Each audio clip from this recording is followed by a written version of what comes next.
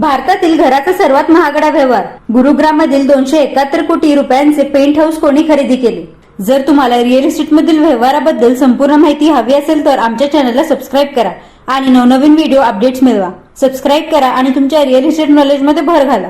भारतातील real estate क्षेत्राची व्याप्ती दिवसेंदिवस वाढत आहे आणि गुंतवणूकदार आता SIP किंवा FD च्या तुलनेत रिअल इस्टेटमध्ये गुंतवणुकीला पसंती देत आहेत. अशातच भारतातील सर्वात मोठ्या रिअल इस्टेट व्यवहारापैकी एक चर्चेत आला आहे. गुरुग्राम शहरातील DLF फेज 5 येथे विकसित होत असलेल्या सुपर लक्झरी प्रकल्प द डहलियाज मधील एक पेंट हाऊस तब्बल 271 कोटी रुपयांना विकले गेले आहे. विशेष म्हणजे प्रति चौरस फूट किमतीच्या आधारावर हा व्यवहार देशातील सर्वात महागड्या प्रॉपर्टी डील पैकी एक ठरला आहे. कोणी खरेदी केला 271 कोटीचा पेंट हाऊस? मिळालेल्या माहितीनुसार गुरुग्राम मधील हा ultra luxury penthouse Imperial ऑटोशी संबंधित उद्योजक मानव सरदाना यांनी खरेदी केला आहे.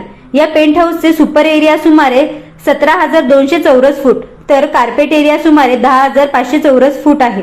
सुपर एरियानुसार या पेंट हाऊसची किंमत सुमारे 1.58 लाख रुपये प्रति चौरस फूट इतकी आहे, तर कार्पेट एरियाच्या आधारावर किंमत तब्बल 2.6 लाख रुपये प्रति चौरस फूट होते. एवढ्या मोठ्या किमतीमुळे हा व्यवहार देशातील सर्वात महागड्या लक्झरी प्रॉपर्टी व्यवहारामध्ये समाविष्ट झाला आहे. काय आहे द डहलियाज प्रोजेक्ट?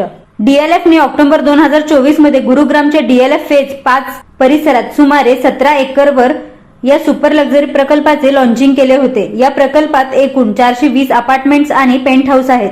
या प्रकल्पातील सामान्य अपार्टमेंटची किंमत ही सुमारे 100 कोटी ते 170 कोटी रुपयादरम्यान आहे. पेंट हाऊसची किंमत यापेक्षाही अधिक आहे.